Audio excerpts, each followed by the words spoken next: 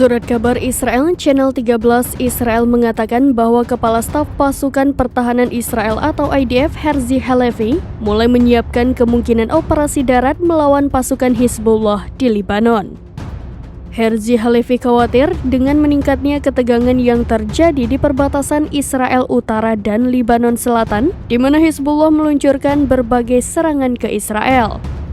Channel 13 Israel mengatakan Kepala Staf IDF tersebut mengambil pelajaran dari perang di jalur Gaza.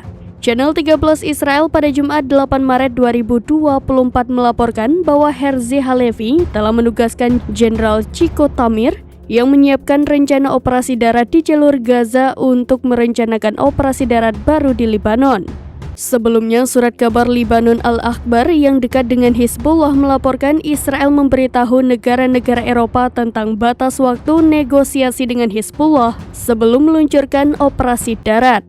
Israel memberi kesempatan untuk menyelesaikan ketegangan dengan Hizbullah melalui negosiasi hingga 5 Maret 2024.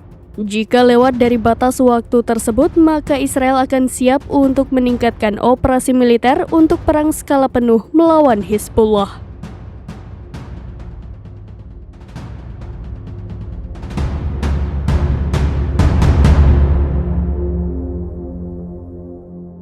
Download Tribun X sekarang, menghadirkan lokal menjadi Indonesia.